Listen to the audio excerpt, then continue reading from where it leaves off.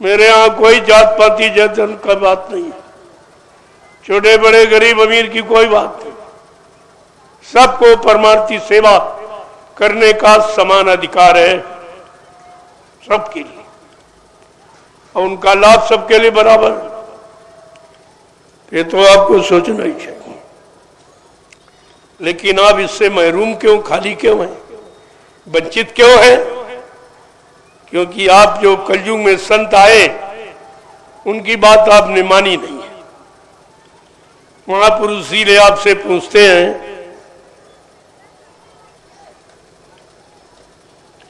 क्या पूछते हैं? अगर तुमने संत महात्माओं की बात को मान लिया होता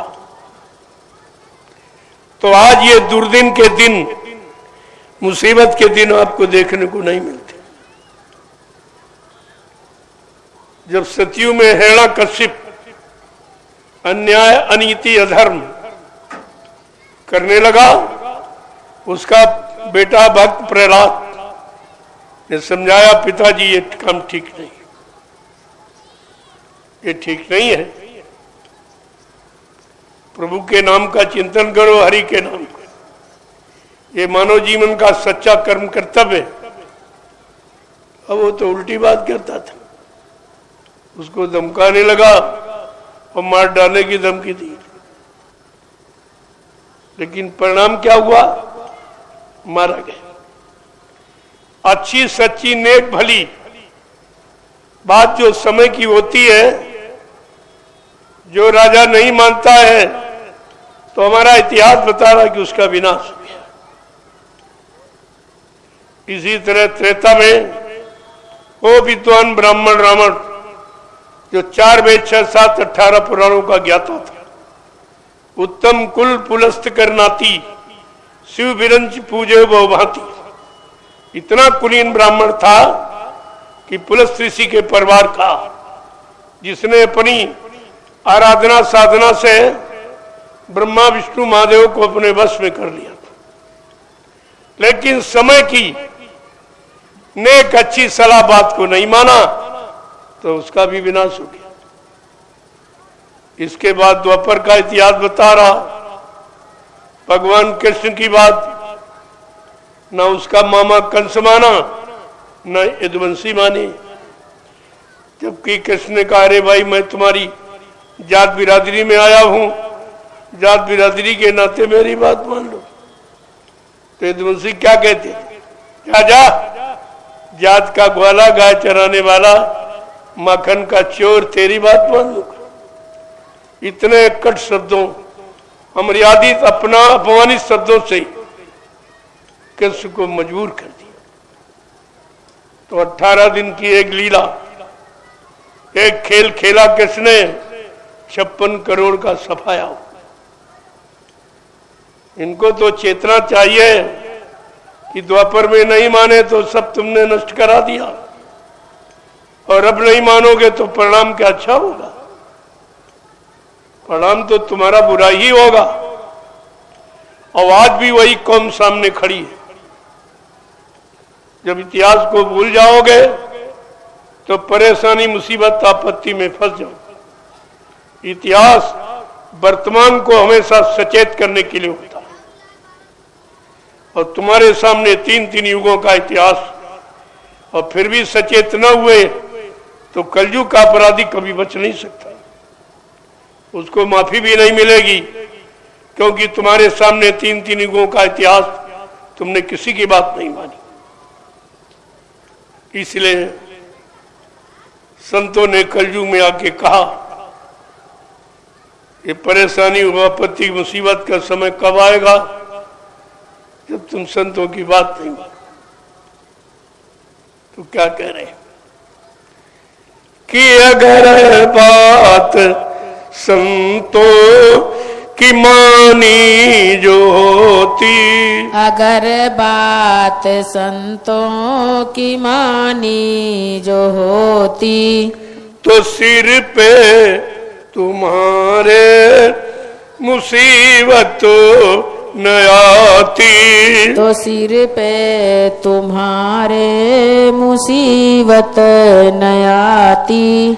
अगर बात गुरुजी की मानी जो होती, अगर बात गुरुजी की मानी जो होती, तो सिर पे तुम्हारे मुसीबत न आती। तो सिर पे तुम्हारे मुसीबत न आती। सभी देशवासी ये भाई है अपने, सभी देशवासी ये भाई है अपने। तो फिर बैर की नीति ठानी क्यों तुमने, तो फिर बैर की नीति ठानी क्यों तुमने। दया प्रेम सेवा तुम्हारे में होती, दया प्रेम सेवा तुम्हारे में होती। नदी खून की ये बहाई न होती, नदी खून की ये बहाई न होती। देखो किस तरह महात्मा कहते हैं, क्योंकि ये सारा देश, सारे देश में जो ये जीव दिखाई दे रहे हैं, चाहे पशु हो, पक्षी हो, जंगली जानवर, कीड़े मकोड़े, आदमी, इंसान, ये सब परमात्मा खुदा के बनाए हुए। किसी इंसान विज्ञान ने कुछ नहीं बनाया। जब आपने बनाया नहीं है तो इनको मारने काटने का अधिकार किसने दिया? ये सबसे बड़ा आपका अपराध, गुनाह है। इसकी सजा कभी माफ नहीं होगी, क्योंकि भगवान ने इन जीवों को बनाया था आपके लिए, मनुष्य के लिए। ये सब मनुष्य की मदद सहयोग करेंगे और मनुष्य इनसे दया और प्रेम का व्यवहार करे, ये सब तुम्हारी मदद करेंगे। लेकिन आपने तो किया नहीं, प्रेम दया को बुला के मारने काटने लगे और मार काट कर उन्हीं का मुर्दा मांस खाने भी लगे। ये मनुष्य मंदिर है जिसको भगवान ने अपने हाथ से बनाया। क्षितिजल पावक गगन समीरा, पंच तत्व रचित शरीरा। जल पृथ्वी अग्नि वायु आकाश, 5 मसालों को मिलाकर विचित्र कारीगरी से परमात्मा ने मनुष्य मंदिर को तैयार किया और इसी में अपनी चेतन जीवात्मा को बैठा दिया। ये जीवात्मा के कर ये चलता फिरता बोलता काम करता नजर आ रहा। अगर परमात्मा अपनी चेतन शक्ति जीवात्मा को निकाल ले शरीर से तो 1 मिनट में शरीर मुर्दा हो जाए, देर नहीं लगेगी, मुर्दा हो जाए। जिस जीवात्मा के कारण ये जिंदा हमारा शरीर है, काम करता है, सबको दिखाई दे रहा है, वो कितनी कीमतमान है। तो श्रेष्ठ कीमती उस जीवात्मा के लिए आपने क्या किया, जिसने मुर्दे को जिंदा, वैसे शरीर मुर्दा है, जीवात्मा के निकल जाने पर तो मुर्दा हो ही जाता है।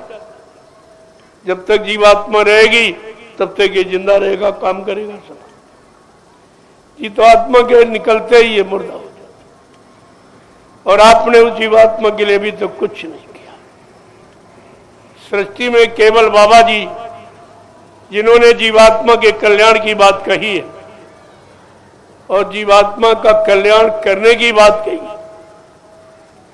बाकी सृष्टि में जीवात्मा के बारे में कबीर साहब से लेकर जितने संताए जानकारी सबने दिए, लेकिन ये किसी ने नहीं कहा कि जिनको हमने नाम दान दिया है, जब तक इनकी जीवात्मा को घर नहीं पहुंचा लूंगा तब तक मैं मानव शरीर को छोड़ के जाने वाला नहीं हूं। जय गुरुदेव। ये वादा किसी का नहीं, ये केवल वादा बाबा जय गुरुदेव जी महाराज का, सृष्टि में किसी का वादा, और ये भी किसी ने वादा नहीं किया कि तुम जय श्री राम कहोगे मैं तुमको मिलूंगा, मैं तुम्हारी मदद करूंगा, या राधे श्याम कहोगे मैं तुमको मिलूंगा, मैं तुम्हारी मदद करूंगा, या ओम शिव कहोगे मैं तुमको मिलूंगा।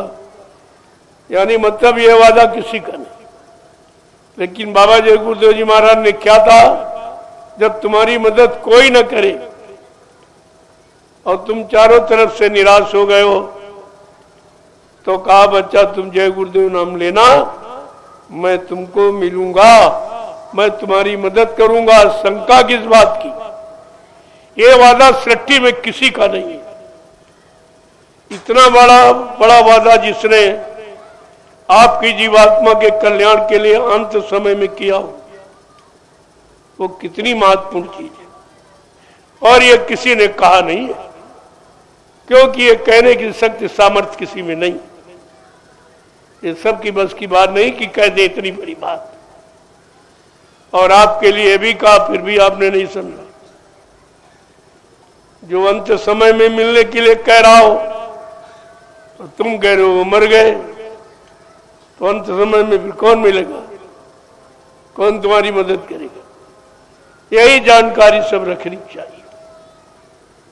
तो कहा जितने जीव परमात्मा ने बनाए, हमारा आपका शरीर भी उसी भगवान का बनाया, और ये बकरा है, मुर्गा है, ये सब पशु पक्षी है, सब उसी के बनाए हुए। तो उस परम पिता परमात्मा के नाते तो हम सब भाई भाई हुए, शरीर से भी भाई भाई हुए, और सब में जीवात्मा परमात्मा की, तो जीवात्मा के नाते भी भाई भाई। लेकिन अगर भाईचारा बना रहता तो ये मारकाट, हिंसा, कत्लेआम ये नहीं। ये आपको ज्ञान किसी ने नहीं कराया। ये सब भाई भाई, सब परमात्मा खुदा के बनाए शरीर है, इसलिए सब भाई भाई है। और शरीर को चलाने के लिए जो जीवात्मा परमात्मा का अंश है, ये भी सब में है, तो जीवात्मा के नाते ही सब भाई भाई। जब भाई भाई तो लड़ाई कैसी? ये मार काट खून खराबा कैसा? भाई को मारो काटो, उसके मांस को खाओ, ये कौन सी नीति, कौन सा धर्म है? और कौन सा यानी मतलब तुमको गुरु बताता ही। तो ये कह रहे हैं आगे समझा कि घट घट के इंसान में रहता भगवान, घट घट के इंसान में रहता भगवान, और इसकी नहीं तुम को है कोई पहचान, इसकी नहीं तुमको है कोई पहचान। अगर दिल भवन में सफाई जो होती, अगर दिल भवन में सफाई जो होती, तो मंदिर ये मस्जिद बनाई न होती, तो मंदिर मस्जिद बनाई न होती।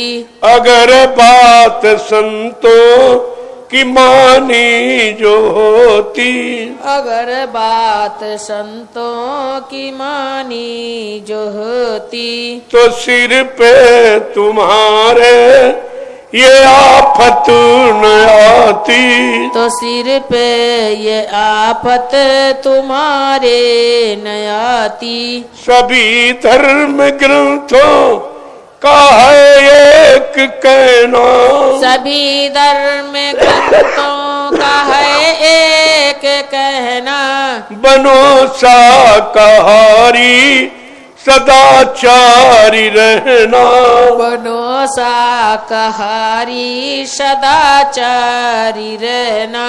अगर मुर्गा बकरी ये खाई न होती, अगर मुर्गा बकरी ये खाई न होती, तो दिल में तुम्हारे बुराई न होती, में तुम्हारे बुराई न होती। देखो आप खराब नहीं थे, खराब किया। जब बच्चा पैदा होता है चाहे हिंदू घर में, मुसलमान घर में, किसी कौम जाति में, क्या किसी माँ ने अपने बच्चे को उस वक्त मुर्गा खिलाया था, कि अंडा खिलाया, कि पकड़ा मछली खिलाई, कि शराब दारू गांजा भांग पिलाया था?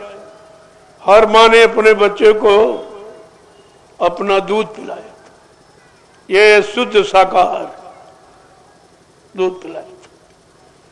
इसका मतलब हम सब लोग जन्म से शाकाहारी, हम शाकाहारी पैदा हुए। महात्मा फकीर कोई नई बात नहीं बताते, जो तुम भूल जाते हो उसी को याद कराते। हम सब जन्म से 3 गुण लेके पैदा हुए, शाकाहारी, सदाचारी, ब्रह्मचारी। 3 गुण लेके आप पैदा हुए, और तुम्हारे में पहले गुण खत्म होगा कि शाकाहारी नहीं रह पाए, तो सदाचारी ब्रह्मचारी बनने का प्रश्न ही खत्म होगा। मुसीबत का ये कारण है, बीमारी महामारी में फंसने का ये कारण, दुर्घटनाओं का, काल मौत में मरने का ये कारण है। अगर इससे बचना चाहते हो तो आपको शाकाहारी होना पड़ेगा।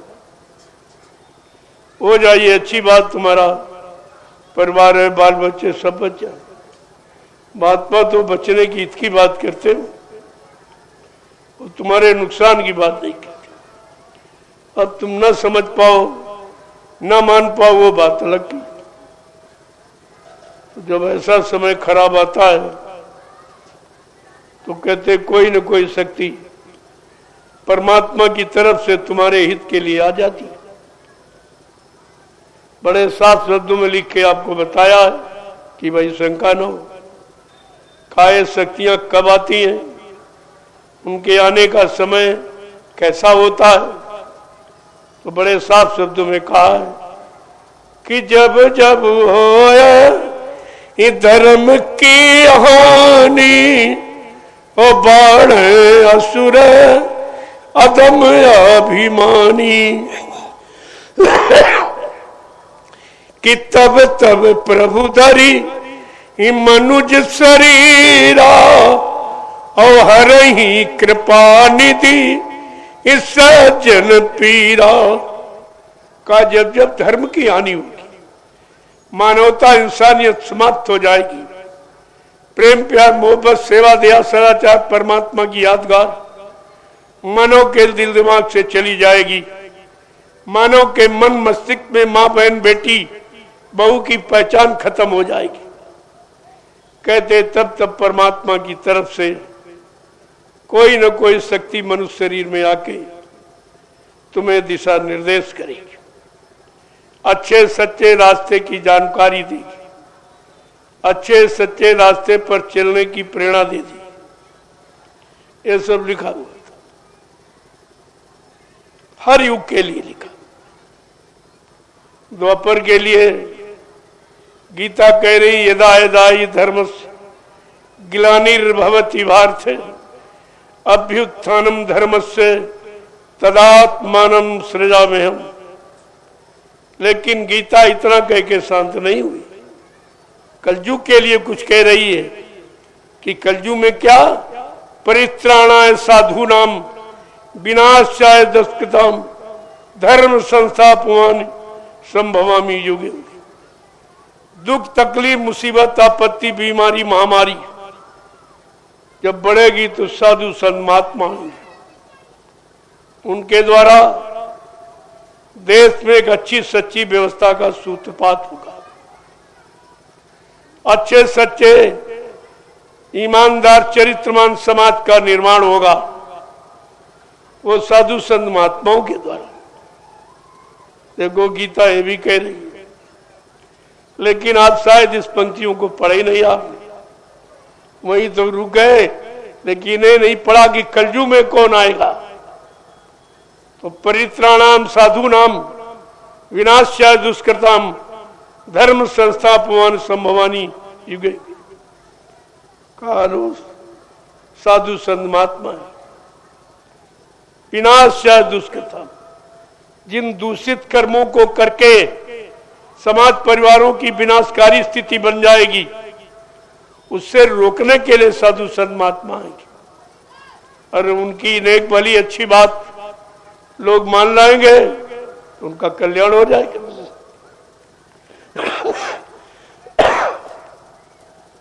और नहीं मानेंगे तो वो मौत के घाट उतर जाएंगे। सब तुम्हारी किताबों में लिखा हुआ। मैं तो केवल एक यादगार के रूप में आपके सामने आए कि चलो आपको याद करा दें कि वो बहुत पहले से जानकारी दे रहे हैं, और महात्मा आज स्वयं दे रहे हैं। वो तो उन्होंने कहा था कि महात्मा आएंगे देंगे, और आज दे रहे हैं तो आपको बताया जा रहा। फिर आप न माने, फिर ये आपकी जिम्मेवारी है। एक एक चीज को बड़ी सहूलियत संभाल के साथ आपको रखना चाहिए। ये संतों की वाणी है जो कभी अमिट नहीं होती। संत बचन पलटत नहीं, पलट जात ब्रह्मांड। संतों के बचने के बारे में क्या लिखा? उनके वचन कभी झूठे नहीं हो सकते, कभी दल बदल नहीं हो सकते, वो समय पर सिद्ध होंगे। प्रमाण में ये है, चाहे ब्रह्मांड अपनी ब्रह्म की रचना में परिवर्तन तब्दीली बदलाव क्यों न कर दे, लेकिन संत जो कहेंगे वो करके दिखाएंगे।